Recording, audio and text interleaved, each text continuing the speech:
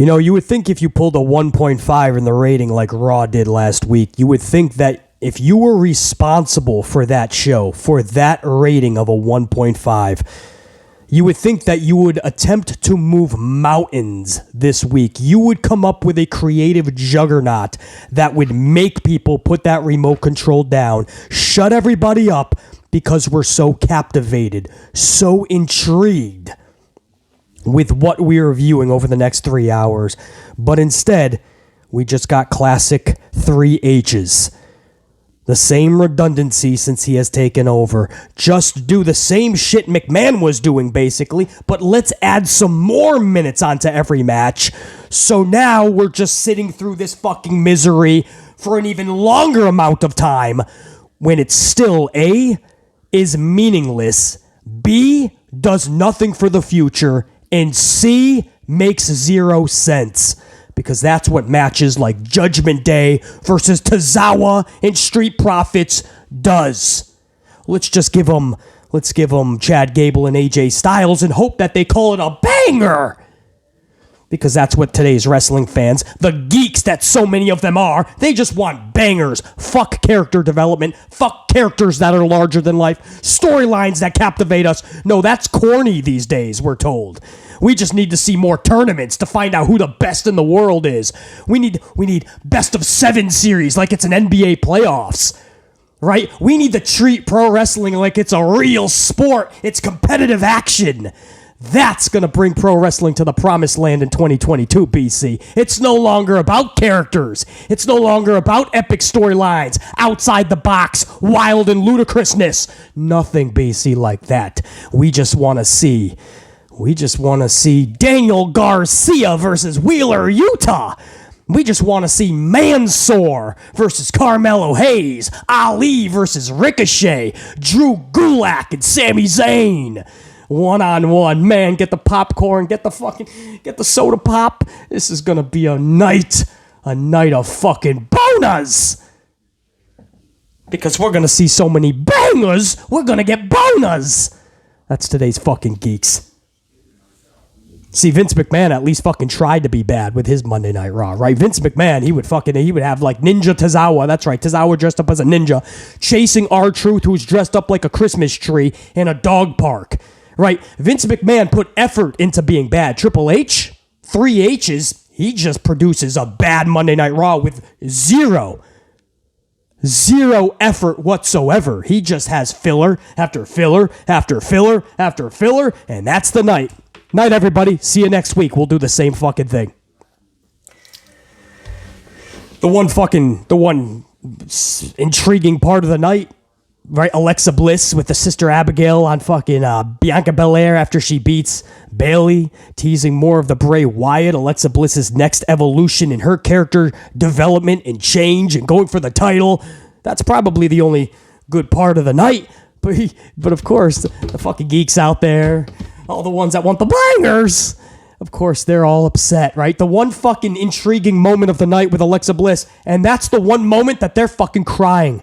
They went to the top of the hill, and you can still hear them crying this morning. I don't like Supernatural. I don't like the voodoo. I don't like the Supernatural. It's so corny. I'm too cool. I'm too cool for Supernatural. I don't want my friends making fun of me. Right, because your friends are really going to think that you can take fucking all of these moves that they do today, the fucking 16 Canadian Destroyers, the 18 power bombs, the 17 super kicks, the 12 fucking pedigrees, and then fucking kick out at 2 and stand up on your fucking feet in 20 seconds. Yeah, that's believable. They're going to really think it's like your friends are really going to think it's MMA after watching that shit. It's not a sport. Clueless fuck. It's not a fucking sport. It's got athletes. It is a performance. It is a television show. It is entertainment. I don't use the F word because there's nothing like pro wrestling, so I will never use the F word if you know what I'm talking about. But let's not act like this is a competitive sport where we just have to sit back and watch the 25-minute bangers so they can do all their moves and sequences and not give a fuck and never go back and watch the matches again. Ever. No, they fucking crazy. You know what I saw?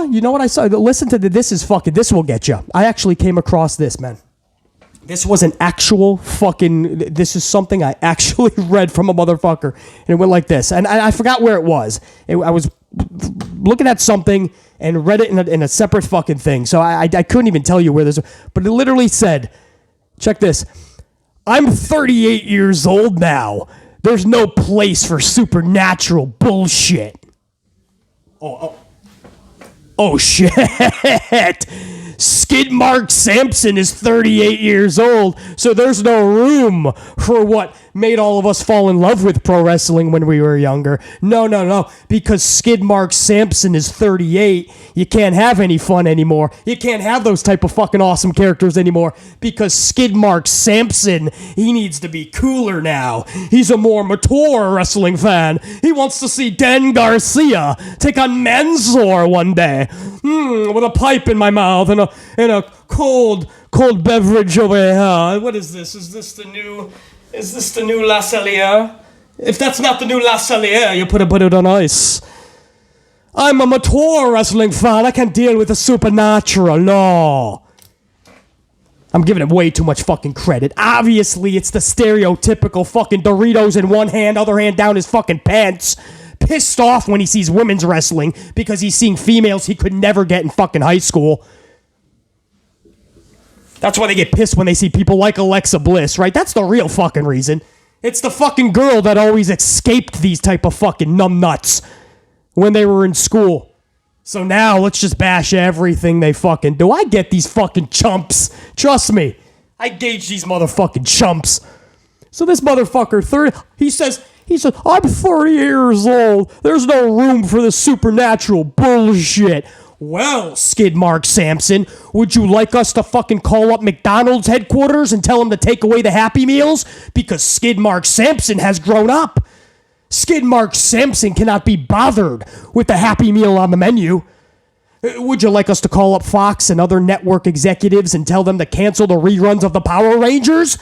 Because the Power Rangers no longer excite you, or you don't watch the Power Ranger reruns anymore. That's when you were a kid. So nobody else should be able to enjoy the Power Rangers because Skid Mark Sampson is turning into an old geezer.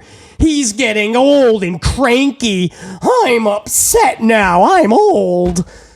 I don't want the Power Rangers. I don't want Happy Meals. I don't want supernatural abilities. If your girl wants to go to the theme park down in Florida because she wants to walk the fucking park, she wants to take in the sights and sounds, she wants to watch the fireworks at night, she wants to go to a nice restaurant, she wants to go on Space Mountain because she needs some type of fucking thrill.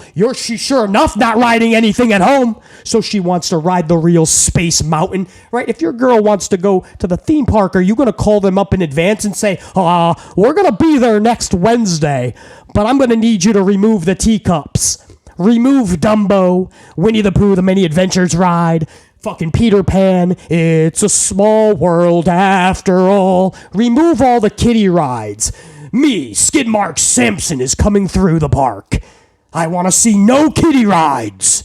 They were great when I was 14. Not now. Skid Mark Sampson wants everything fucking changed because he's turning into an old fuck. Nobody else can fucking enjoy these type of characters. We have to follow the timeline of Skid Mark Sampson's life. When he's 10, we give him what a 10-year-old would like. When he's 20, you do that. When he's 30, you do that. When you're and you should be Vince McMahon, Triple H, Tony Khan, Billy Corgan, anybody, the local fucking bingo hall promoters, you should be checking in with Skid Mark Sampson every fucking week to see where he stands. And when his birthday is, when is he a year older? Because you have to write your programs out to accommodate Skid Mark Sampson. How dare you do supernatural abilities? This is so stupid. I'm going to have people over and they're going to say, hi, this is stupid. Well, and then they say, well, this Alexa thing doesn't even work, man. It doesn't work. This Alexa, we're just going to do it again. It doesn't work the first time. It just doesn't work the first time. What do you mean it never worked the fucking first time? They were the number one segment every time. Do you follow? This is what I mean. Nobody follows numbers. The facts are right there for you if you just take a fucking moment to take one of your hands off the Doritos or the other one out of your pants and just fucking start doing some research. Bray Wyatt and Alexa Bliss, the number one rated quarter every single time they were on TV. Every time. That tells you it didn't just work. They were number one. The metrics, number one. The merchandise through the roof, number one. All the metrics were at number one with Bray Wyatt and Alexa Bliss together. And Alexa Bliss's old Wyatt type, really twisted character. Yeah, that was all number one, by the way. Go back to WrestleMania. What was it, 34? I don't fucking know. Maybe I'm giving it too much fucking... maybe that's way too far back. 36, 37? I don't fucking know. Go back to the fucking Mania. What are we up to now? WrestleMania 79? Go back to the Mania. It was several years ago. It was when Randy Orton defeated Bray with a one RKO and totally just fucked shit up, because if you listen to that crowd, wow, were they behind Bray. And listen to the crowd when Alexa's sitting on that Jack in the Box. Bray's looking at her. Listen, watch the crowd. Listen to the chat. Oh, what is it? Holy shit, holy shit. Listen to that audience live, WrestleMania, tens of thousands of fans. And then you turn around and go, it didn't work. No, they shit the bed. They shit the bed. That's what they did here. They see what happened. What happened is they put Alexa and Bray, and they did Supernatural, and it shit the bed. It just shit the bed. It just shit the bed. I don't understand what I mean. It just shit the bed. It shit the bed. What do you mean it shit the bed, though? Skidmark, they're number one in the ratings. They're the only part of a 3-hour show that's number one, the highest quarter. Yeah, but that's because people just want to see how bad it is. That's all. They just want to see how bad it is. They just want to see. Okay, but when they were live with tens of thousands of people at WrestleMania, they got the loudest reaction of the night, followed by holy shit chants on their feet, intrigued by what was going to happen with Alexa and Bray. Yeah, it's spur of the moment knee-jerk reactions. That's all it is. Sometimes the human mind does things that it doesn't want to do, but it does. And it's because there's a whole chemical reaction that happens when a situation, it turns into an occurrence, and then the occurrence turns into a confrontation. And then people start to think, if I was in that position, would I redo the walls in a different type of a color? Or would I totally vacuum the floor without even checking the attic? I don't even know basically why they were making noise. And you literally walk away with less fucking brain cells because you don't know what the fuck they're talking about. They're talking out of their ass. Bray and Alexa never worked, yet it didn't just work. They were number one at all times in electrifying audiences. Bray and Alexa didn't work. They didn't move the meter. No, they fucking actually put that meter through the fucking ceiling. Number one every single week, every segment they were in. No, you see, the real truth is they just don't like the individuals involved. So they start coming up with excuses. Alexa's fucking horrible. She's fucking horrible. When she was rated number one. I think it's you just don't like her, right? Is there more skilled talent in terms of the actual wrestling in the ring? Of course. That doesn't make a pro wrestler, though. If that's the case, MJF, Roman Reigns, Bray Wyatt, the three top guys in the wrestling right now. In terms of merchandise, buzz, ratings. There's people way better than them in terms of skill in the ring. That's not what pro wrestling's about, bro. No, it's they just don't like people like Alexa. So then they start moving the goalpost even more. I don't like Supernatural, period. And then they'll go back and they'll watch fucking they'll watch House of Black in AEW, right? I hate Supernatural. Whoa, there's Malachi. He teleported from backstage. Julia Hart is darker than ever before. Whoa, where did Murphy come from? They said he wasn't even in the arena. The lights went out. Murphy's in the ring. This is fucking epic. I hate Supernatural. And then we move the goalpost. Well, I like it, but it's if Alexa's going to do it, it's just stupid. Nah, I don't like it. I love when The Undertaker shot lightning from his fucking hand and came out from the fucking dead. Right? When Undertaker would come back to fucking life literally after just being fucking destroyed.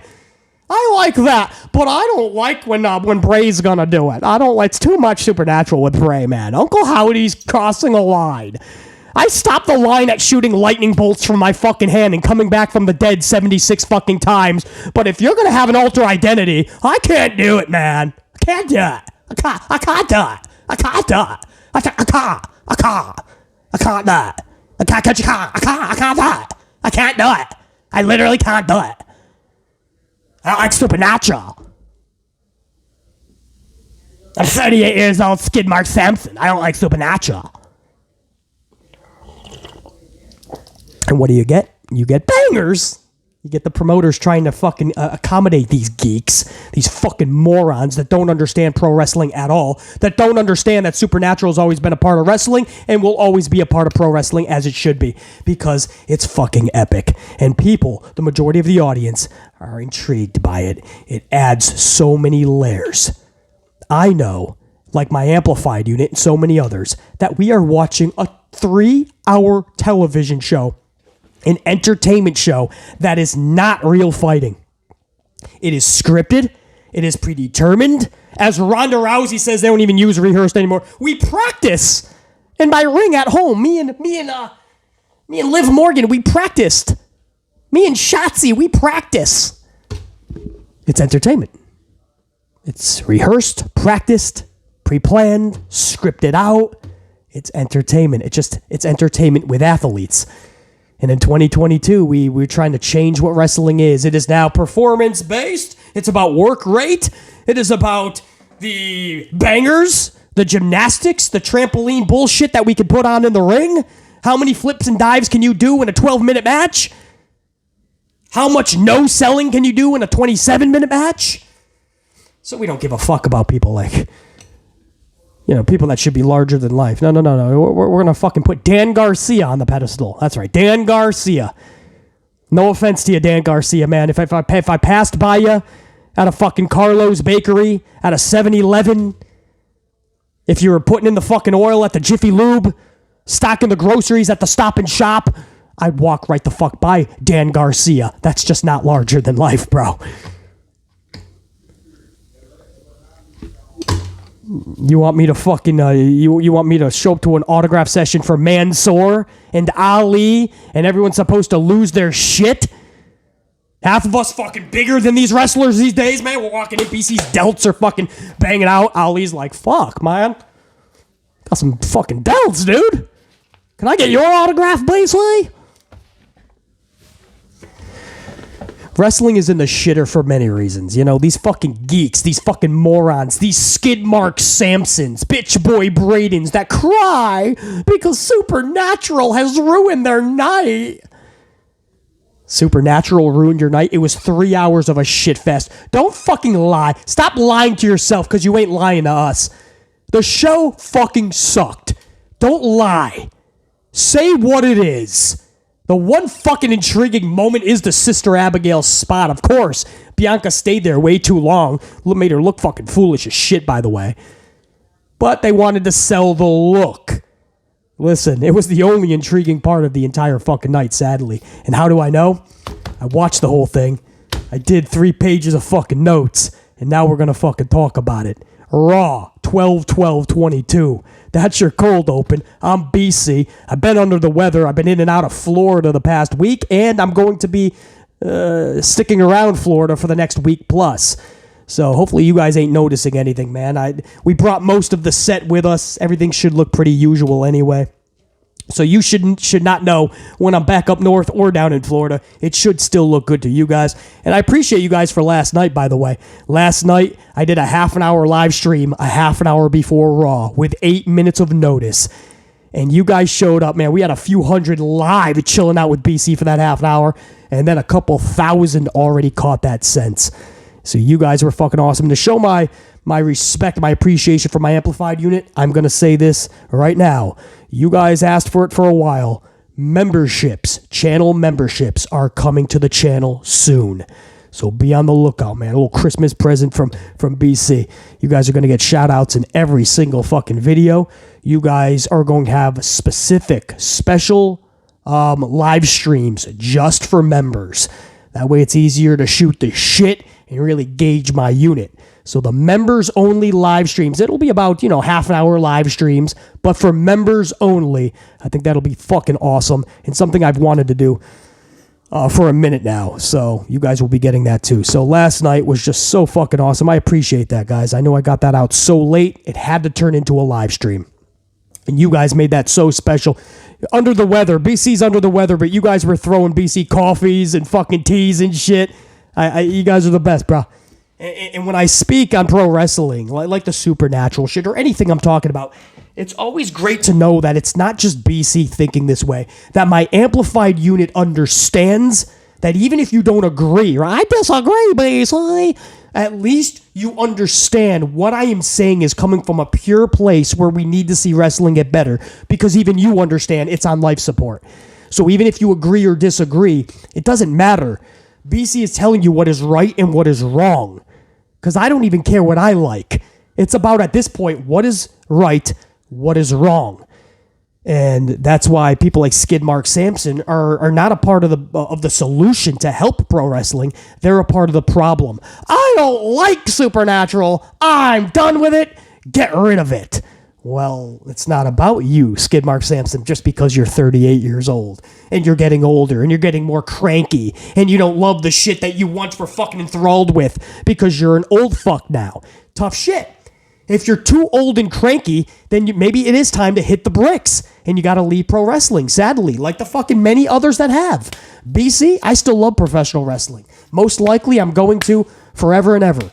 It's just always been there for me. I've always been there for it. I just love it. And I know it should be better and has to be better than what it is today.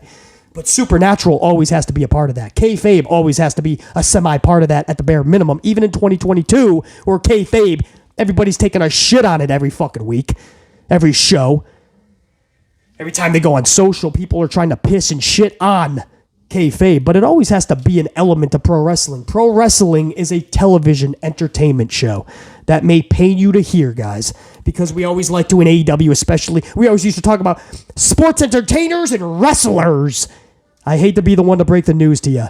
It's all sports entertainment, bro. It's all entertainment. And I use the term sport very loosely. It's not a sport. It's more entertainment.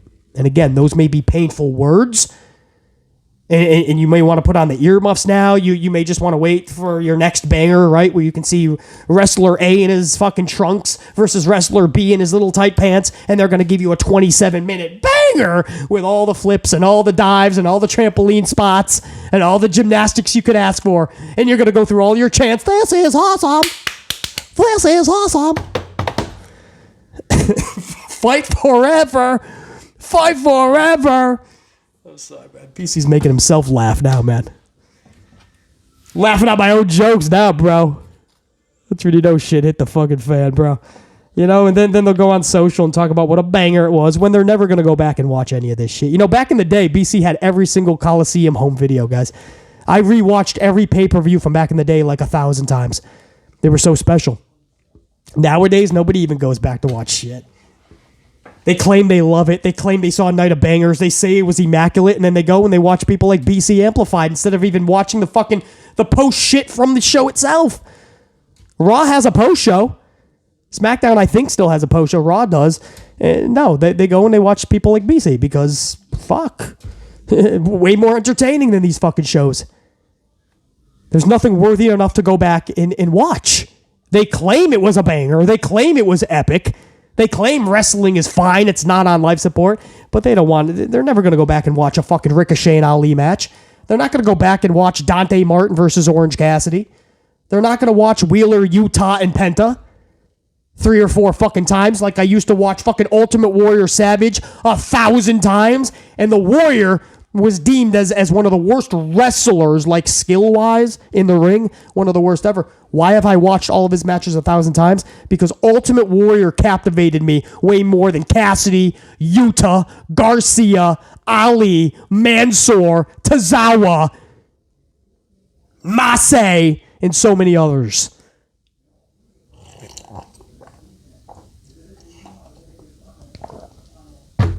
Anyway, I'm fired up. See, people think when I'm under the weather that I'm just going to be like, well, this was Raw.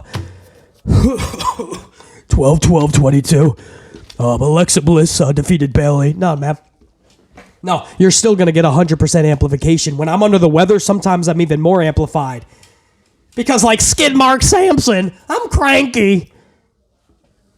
Right? I'm in no fucking mood for bullshit, and I just get even more amplified.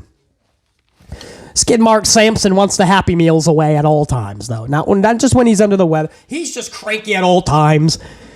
He doesn't want to put up with his bullshit, which is Happy Meals, Power Rangers, rides for kids at theme parks, supernatural abilities, schools. Get rid of schools. They have kids.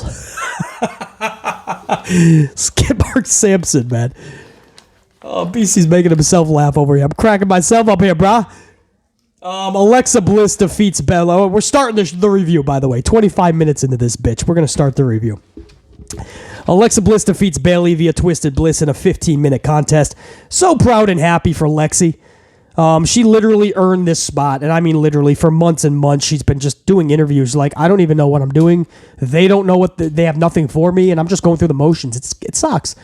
But I'm a trooper. I'm going to show up to work and hope that they have something for me one day. They finally are putting her where she should have been, man, with a character. She's getting some W's. She's not just going to be Bianca's sidekick like she has been the last 5 fucking months. I'm so proud of her that she earned this. And again, people are going to say, Lacey, she sucks, man. She's horrible. She's getting even worse. Again, wrestling is more than just what you can do in the ring. I get it. There's wrestlers that are pristine in the ring, right? Asuka has a different type of strong style for the females. You got people like Xia Li that I call like the Brock Lesnar for females. Xia Li is amazing. Sasha Banks is one of the best wrestlers in the world. Iyo Sky, fucking amazing. I get it. Bianca Belair, really good skill-wise and getting better and better. I get it. But pro wrestling is more than just about the moves you can do in the ring. And if you can check off so many other boxes, then you know what? I was never an Alexa Bliss fan. When she started doing that work with Bray and I saw the capability that she has, I saw what she can do when you just give her some fucking effort creatively. I said, okay, I now know that we can believe in her. And she just never got another chance once Bray got cut loose. She was in flux carrying around a doll named Lily. They had no fucking anything for her.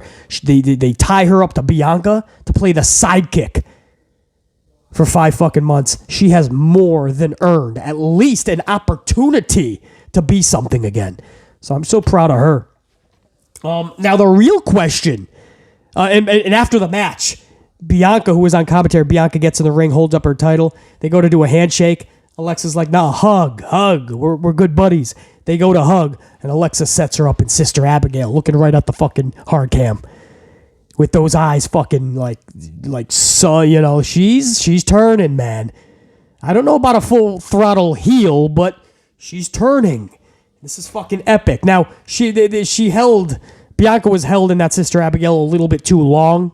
I mean, Bianca's so strong, she could have easily fucking just got up. It's like, Bianca's looking at her at one point like either drop me on my dome piece or just get me the fuck up, but my back is hurting. But that was a little bit long, but they wanted to sell the look by Alexa, so no harm, no foul. Whatever, bro. I would have had it a couple seconds earlier, though, to have her get Bianca back up because Sister Abigail was not delivered. Alexa just kind of looked at her afterwards like, oh, fuck, I'm sorry. But Bianca's like, what the fuck were you about to do? Alexa's like, I'm sorry. I don't know what just happened. Love it. Love it.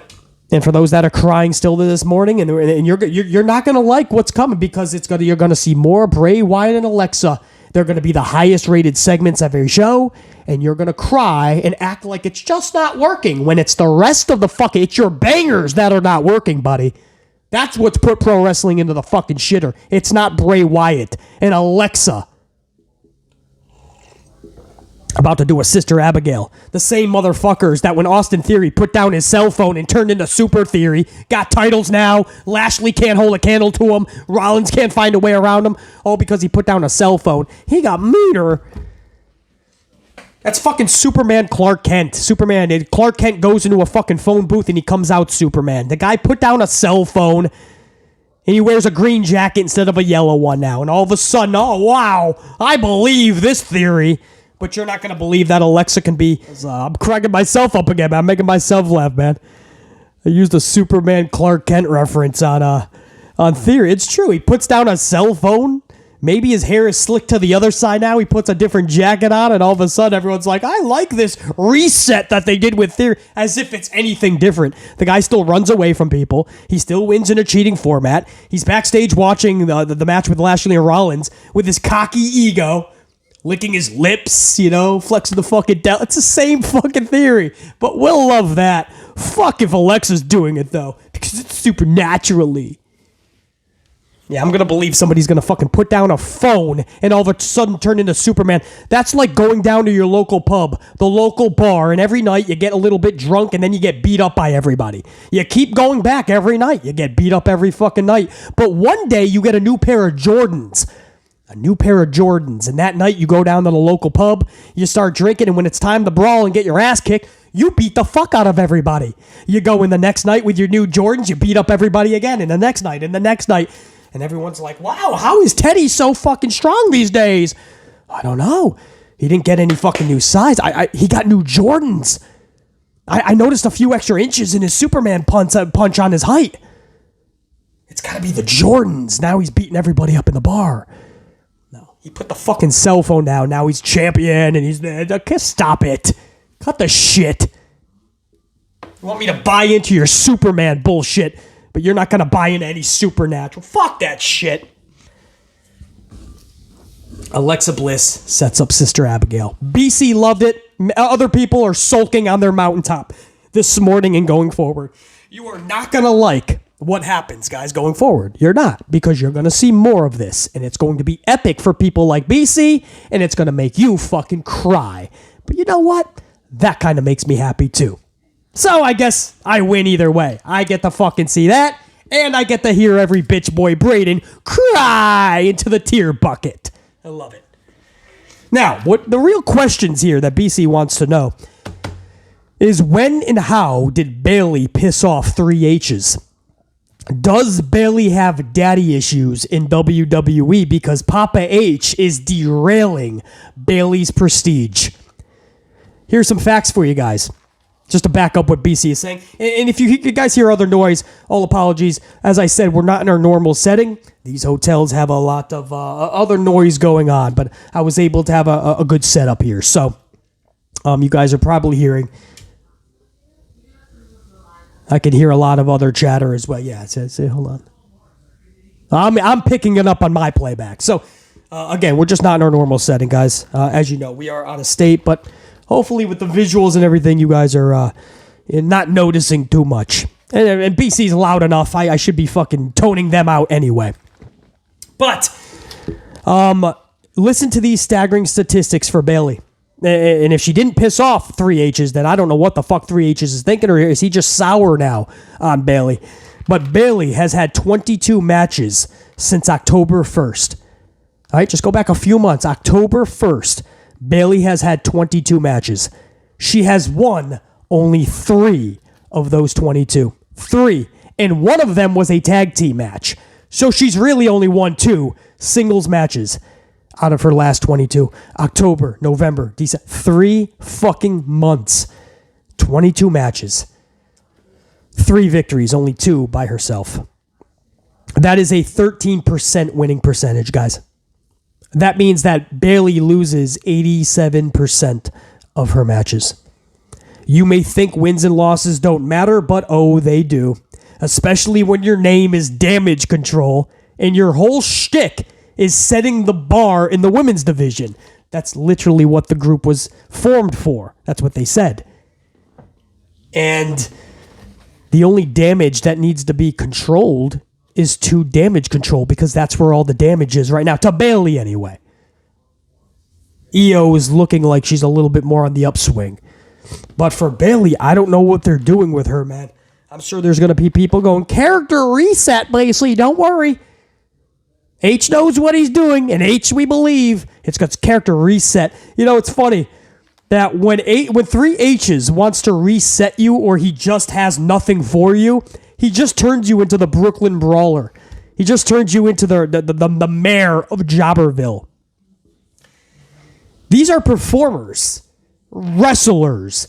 They're not fucking batteries, bro. You don't need to drain them to get a better performance. They're not batteries.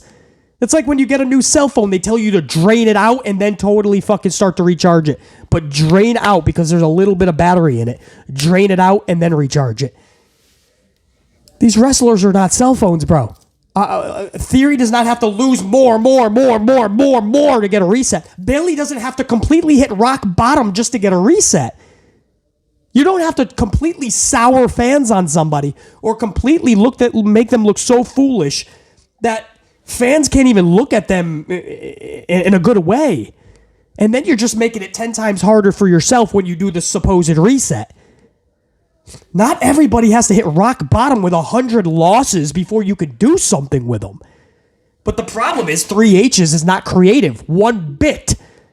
Vince Russo used to tell us back in the Attitude Era, when people would give him ideas, Paul Levesque never gave him an idea.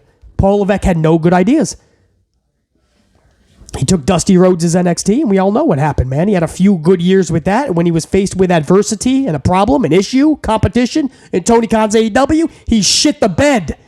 And he was laid up in a fucking bed with health issues for months after.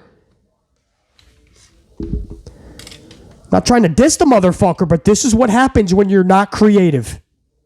And you make bad decisions. People like Bayley return after being gone for nearly a year to lose 87% of her matches, to look like a fucking idiot, joining a group, making a group called Damage Control, and you're the one whose damage needs to be controlled. It's amazing that BC's the only one that is going to call out these facts as vividly as I am. Because I'm not trying to get any fucking job with these fucking companies. I'm not trying to be on the pre-show of a pay-per-view. Because I kiss the fucking ass of 3H's and everything they do. No. I don't give a fuck, bro. You're going to hear the real deal on this channel. So I don't know what they're doing with Bayley. That's the real question. Is there daddy issues between Bayley and PapaH? It needs to be seen. Post-match against Sister Abigail. BC loved it. Loved it.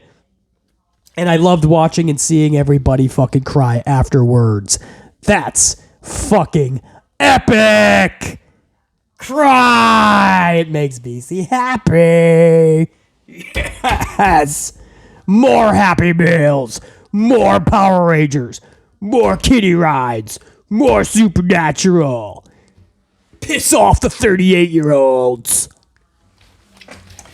AJ Styles defeats Chad Gable via pinfall following a really good Styles clash. It was from a pinning roll-up right into a Styles clash. It was pretty fucking cool. This is great for Styles. He picks up a W. However, I still firmly believe that 3H's has no idea what to do with him. And even worse, I'm pretty sure 3H's doesn't give a shit about what to do with Chad Gable. Oh, I'm sorry. Him too. AJ Styles. Same thing with McMahon. After a while, McMahon didn't know what to do with AJ Styles. And you just started to see him floating around with people like Omos for a fucking year. He was winning a lot of matches. He had no direction under Vince. He goes over to H. He's winning matches. There's just no direction. H doesn't know what to do with an AJ Styles, and I don't think he gives a fuck to do anything with AJ Styles. Remains to be seen. As for Chad Gable, he has now lost. You guys ready for this? I'm going to give you some more statistics if you don't mind. You ready for this? Chad Gable has now lost 45 of his last 50 matches. That is a 10% winning percentage, guys. In other words, Chad Gable loses 90% of his matches. In fact, Gable only has 2 victories since July. July! And he's only got 2 fucking victories. What is that? 6 months? July, August, September, October, November, December. 6 fucking months. Half a year. Chad Gable only has 2 wins. Chad Gable is too fucking good for this. And after Friday night with Kurt Angle, what else can he do? BC said after Friday, okay, now that was actually a good segment. They're going to pop a rating on this, and sure enough, they ended up popping a 2.3, their best since the mid-September days. So their best rating in months on SmackDown, and Chad Gable helped that. It wasn't just Kurt Angle. It It wasn't just Bray Wyatt in the Supernatural with LA Knight that helped them get that high rating. No, it was Chad Gable, man. Takes two, or in this case, three to tango with Otis. So BC said, man, I hope that they give Gable something finally, man. Nope, there's Gable. Little bit of comedy and flat on his back looking up at the lights. Tozowa in the Street Profits versus the Judgment Day in a 6-man schmaz. Dominic defeats Tozowa via pinfall. And that's it, literally. I have nothing else in the notes because nothing else happened. We went right to a commercial. I'm going to say that again. We went through a 20-plus minute match between Tozowa and the Street Profits versus the Judgment Day just to see Dominic defeat Tozowa, and we go to commercial. What is their story? What's Judgment Day's story?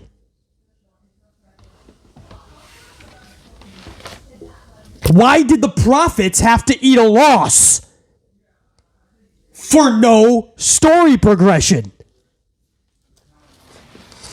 You know, I shouldn't be the only one in this community asking these questions, man. You just throw fucking Tozowa with Street Profits, making the Profits just look like fucking idiots.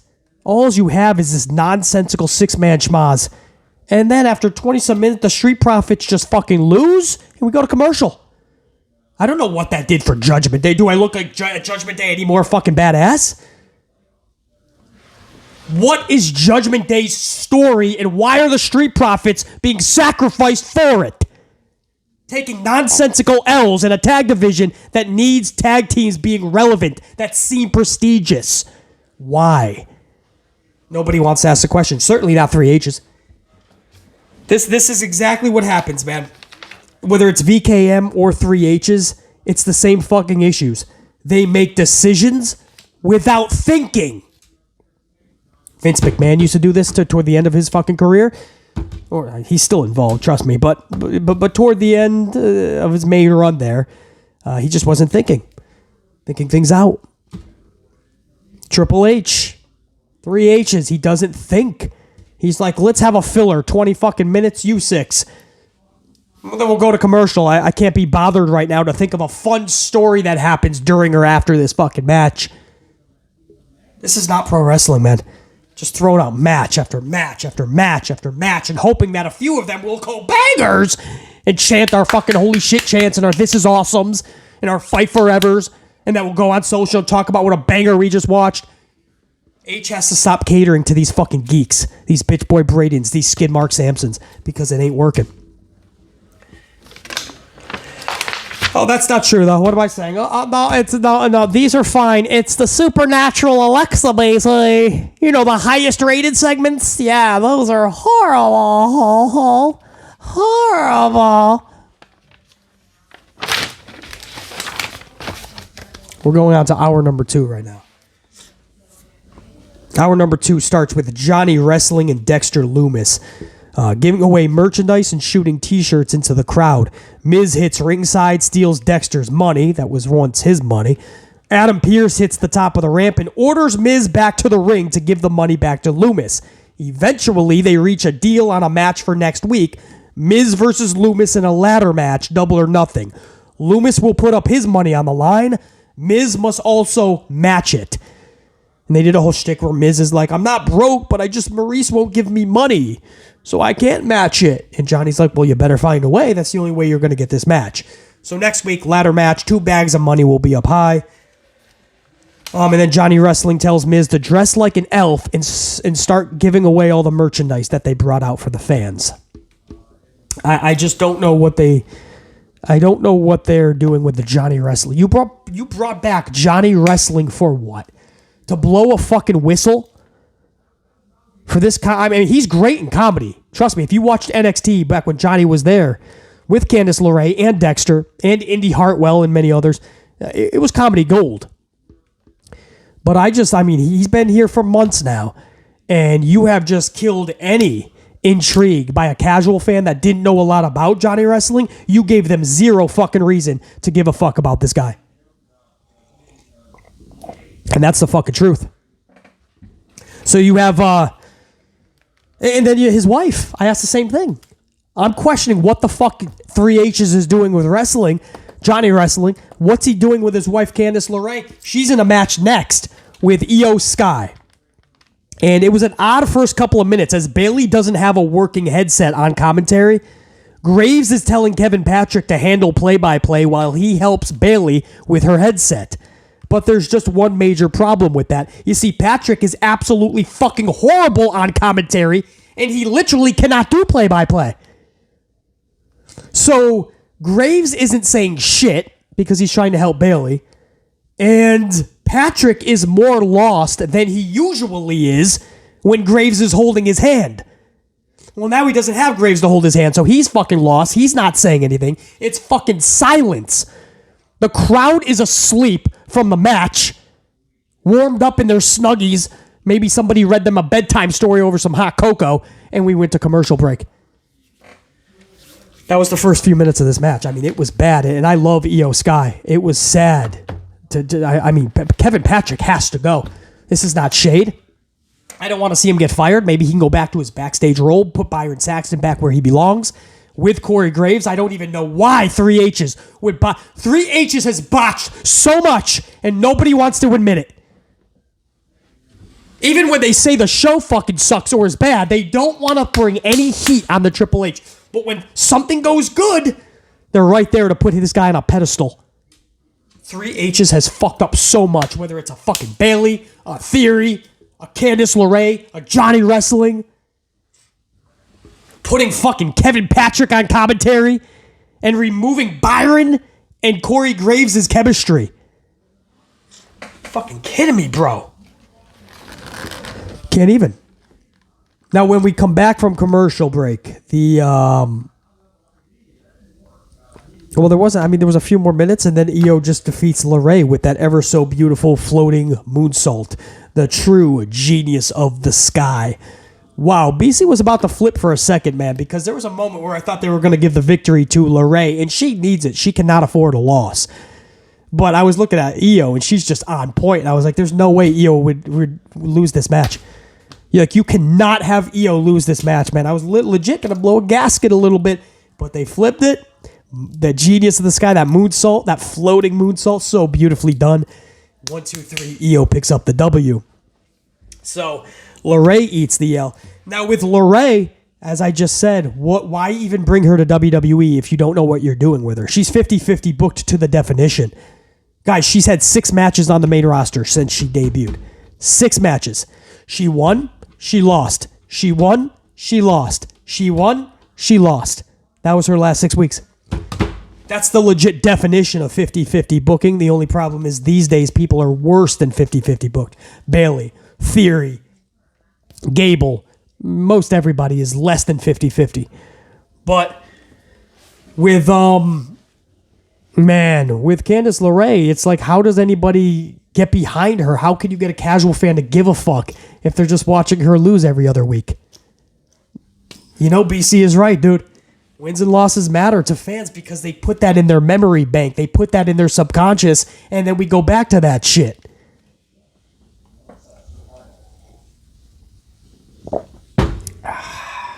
Hour number 2 ends with Elias honoring Matt Riddle, who is out for the next 6 weeks for supposed injury. Now, we finally found out why, man.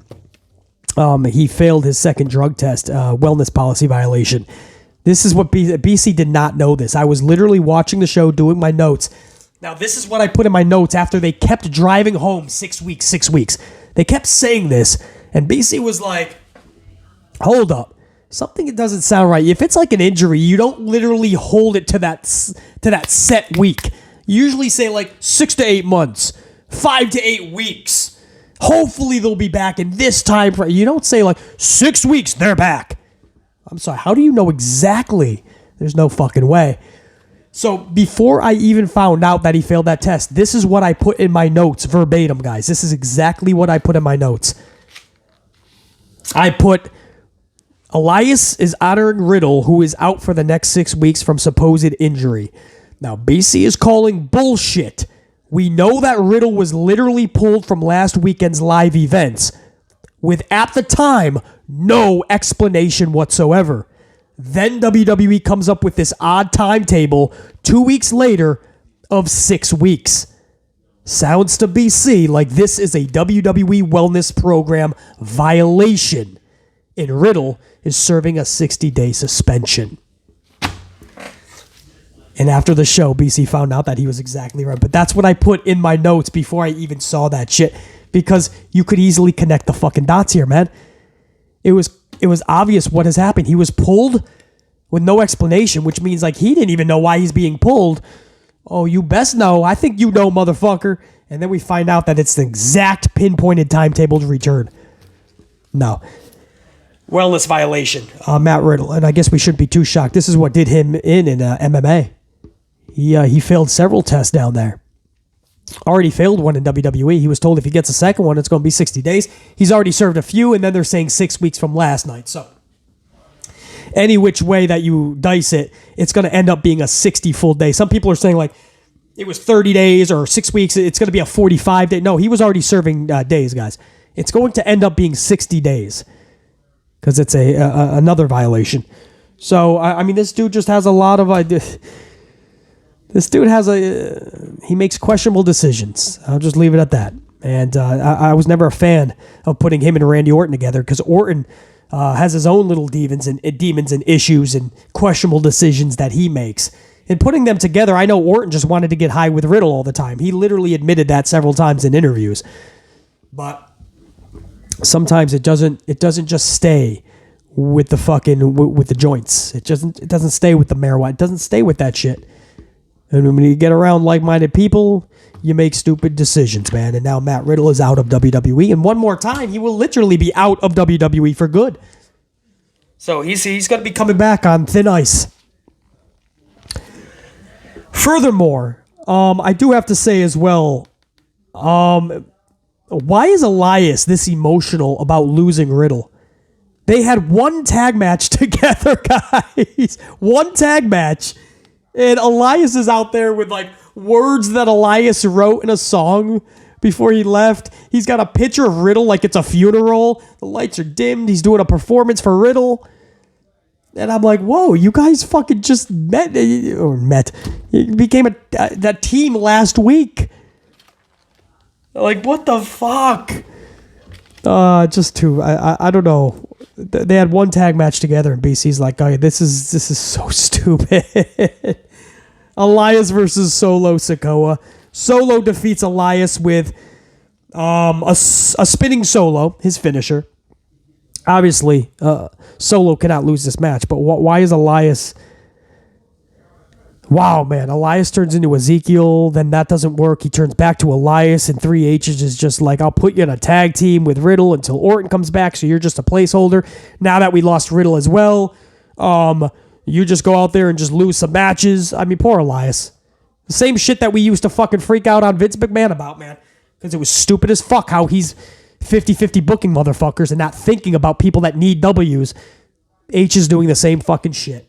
But Solo had to win way more than Elias, I guess, right? So here's a thought. Don't put them in the ring together. Crazy concept. One teeny weeny question that I know 3H's or no one else backstage even gives a shit about, but BC is going to ask this anyway. Isn't Solo on fucking SmackDown? I understand. The brand split it works when 3H's and WWE wants you to believe that it's a real thing. But Solo is literally on... He doesn't have a title. There's no reason for him to be on Raw. And Solo Sikoa is just having a Monday Night Raw match, guys. Oh, bro. Just watch it, Bayley. Don't worry about your questions. Post-match, the Bloodline is taken out by Kevin Owens. Owens then turns around and stunners Elias as well. There's a cool little thing before the fucking match, actually. Elias tried to get Kevin Owens to watch his back out there because he knew the Bloodline was going to get involved at some point. And Kevin Owens is like, do you think I forgot what you put me through with the whole Ezekiel shit? And he's like, well, that was my little brother, not me. He's like, I don't care who the fuck it was. And it was actually a good bit of comedy between the two. So Owens does eventually come out post-match to help Elias. And then afterwards says, I didn't forget shit, bitch. And stunners Elias as well. They got to be careful with Sami Zayn. He was just out there as an afterthought last night. Sami Zayn, just a few weeks ago, was one of the hottest talking points in all of professional wrestling. And already, Sami Zayn is stale as fuck. And I'm not saying this as a fickle fan.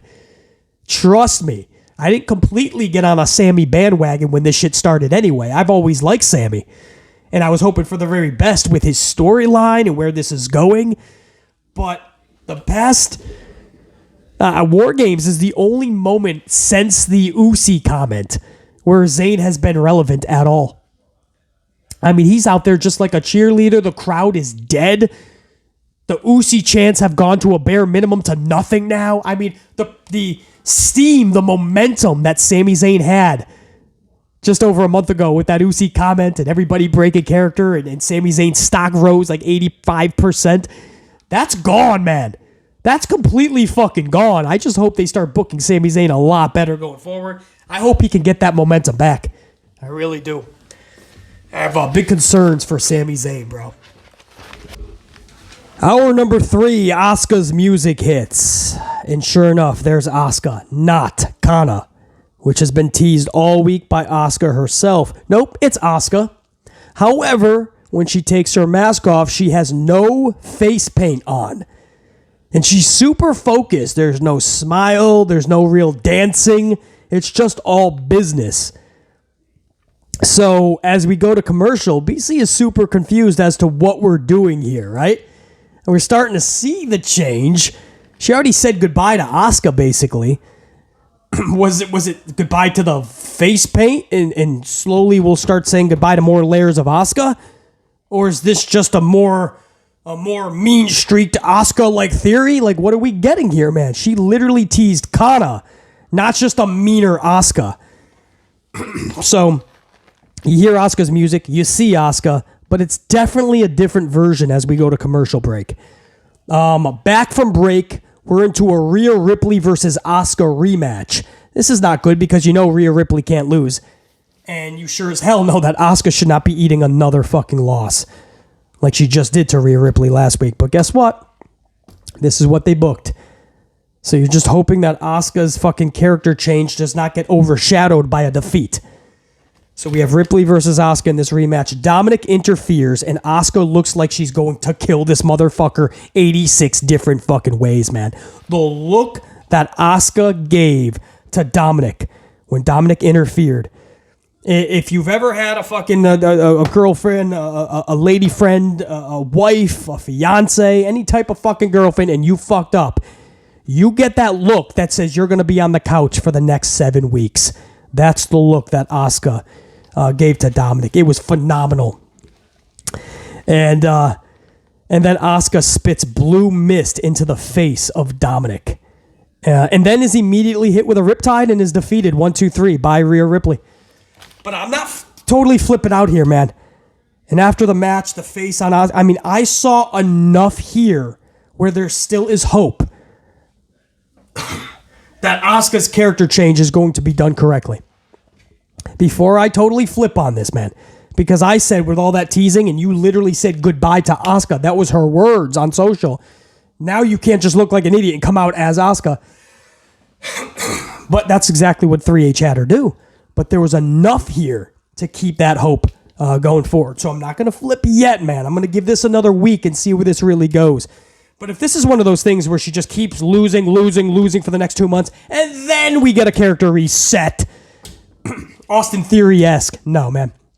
You don't need to drain out people's batteries to resurrect them and give them energy. Everybody doesn't need to hit rock bottom before they can fucking spring forward, bro. You're just making things more difficult and hard on yourself. Take the advice, 3H's. Main event, Rollins versus Lashley, U.S. #1 contenders match. We're supposed to forget that these three fuckers, Theory, Rollins, and Lashley, haven't been facing one another since the beginning of the Revolutionary War, it would seem. Because that's what happens.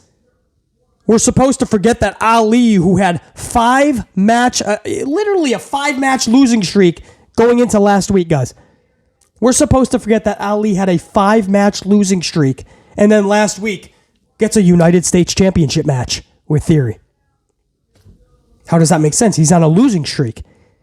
Yet Rollins and Lashley, they get another shot too. They just have to wrestle. I mean, it's like who is making these fucking decisions, man? Who could possibly be making this? Is this fucking Braun Strowman's former tag team partner, Nicholas? Did he make it to the fucking 9th grade and now he's a fucking creative writer? None of this makes sense, guys. So here we go. We're going to see Rollins and Lashley for the 94th time just to earn a shot with a dude they've already faced 106 times, Theory. None of it makes any sense at all. But just shut up and watch, Bayley. Rollins defeats Lashley with what I guess was a pedigree off an attempted spear. It looked horrible. I thought it was actually a botch, guys. BC thought it was a botch. Lashley went in for a spear, and it just looked like Rollins just kind of just like jumped backwards a little and fell on his knees. Didn't even look like a pedigree. I mean, and that did in the big beast Lashley. That one little fucking spear pedigree, and Lashley was out for a 5 count. Could have been fucking King Kong Bundy status, bro. Or Big E. Remember Big E used to do the 5 count too. And then afterwards, he just jumps up. And then Lashley does the post-match temper tantrum because he lost, and he starts beating people up. Adam Pearce comes down. Says you can't do this. He pushes Pierce. Pierce says, "You made me do it. You're fired." He gives his best Vince McMahon impression. And Adam Pearce fires Bobby Lashley. I don't even, where do I even say here? I don't even know who is a face and who is a heel anymore with these people. Like, Theory is a heel. Okay, we get that. Rollins and Lashley, I feel any week can fill in any blank that Papa has. Honestly. Lashley, I need you to be more of a heel this week. Okay. Next week, you're going to be a little bit more of a face because I need you to take on Commander Sneeze. Need you to take on Omos. Rollins, I never fucking know. He comes up with a fucking musical song that everybody goes, "Whoa," and because of that, he turns into a face somehow. Even though his character, his wardrobe, his antics scream heel. So I never know what Rollins really is, what Lashley is. I didn't know who was working heel and face.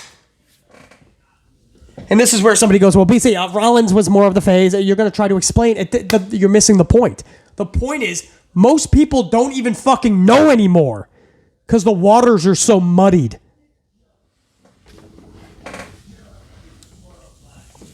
I've looked at Lashley as more of a face, and when the show ended, instead of having a sentimental reaction to Lashley's firing, the crowd instead starts chanting, "Na na na na, hey, goodbye."